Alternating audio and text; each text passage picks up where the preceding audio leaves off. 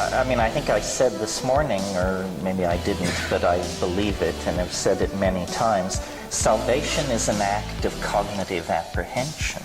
So we do matter, because to the degree that we are ignorant of vidya in the Buddhist lexicon, we retard universal progress towards some kind of enlightenment. The fact that no matter whether you scammed your way in here today, and no matter whether you're going to go back to an appliance box that you live in under a bridge, the odds are that you are very close to the top of the pyramid of global empowerment. You are mostly white, mostly well-educated, mostly have enough disposable income to come to an event like this. It's worth pointing out that all that rides on the backs of those who do not have such privilege. And so, yeah, this is a moment of enormous opportunity, and those who find themselves in this moment with power, defined however you care to define it, have a moral obligation to act. And I don't advocate a certain political agenda, not that we must become Marxists or that we must become anything. What we must become is clear. We have the technologies and the informational structures and all the necessary abilities to create paradise on earth, to lift up the least among us to at least an acceptable level of comfort and freedom. Why do we not do that? Because what stands in our way is our own minds, our own habits. We must change our minds.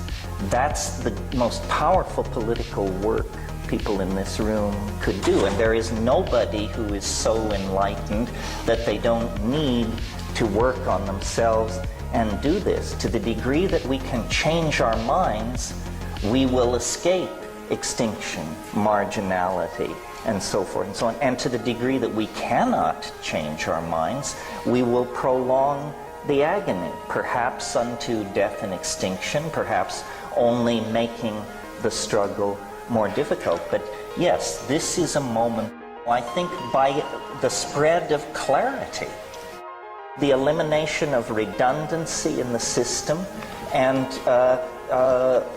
the spreading of a sense of shared purpose and the possibility of achieving that purpose. Well, I don't want to say absolutely it doesn't matter, but I think that's the first obligation. If you charge off with some political agenda that is not informed by clarity, you're going to end up with business as usual. The road to hell is paved with good intentions, but it is not paved with clarity. Well, let us have vigorous debate by informed parties. Britain is the source of and the fountainhead of the worldwide youth culture that is creating the new music, the new dance, the new forms of community, and the new resistance to consumerist values. Well, it seems to me the overarching theme here that unites all three of our positions is boundary dissolution. Psychedelic drugs dissolve boundaries, the World Wide Web dissolves boundaries, and certainly the discovery that our pets are communicating, anticipating, and understanding us is a boundary dissolving perception. So really what we're saying is we must dissolve the artificial boundaries that confine our perceptions. Someone once said, if we could feel what we are doing to the earth, we would stop immediately. Because a man hitting himself on the head with a ball-peen hammer stops immediately. The feedback loop is very short. So we have compartmentalized our lives, and this allows us to do the fatal and lethal work that is destroying the planet, destroying community, so forth and so on. So maybe three answers as diverse as you've just heard here. You might search your own soul and ask what obsession or interest of mine would contribute to the grand project of boundary dissolution.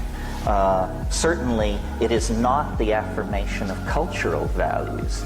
Culture is a scheme for maintaining and creating boundaries. It replaces reality with a linguistically supported delusion, and behind that delusion then pogroms, programs of genocide, arms races, sexism, racism, all can operate very, very comfortably.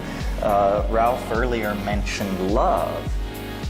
Generally speaking, love is a boundary dissolving enterprise. So I think each of us, the three of us, all of you, in our way, should find ways to express love. And it's not treacly, it's not woo-woo, it's a very practical matter that has thousands of expressions. As long as we believe in mind and matter, rich and poor, living and dead, aboriginal and advanced, black and white, man and woman, then we're inevitably going to carry on a dualistic analysis of our dilemma, and we're going to produce incomplete agendas and answers.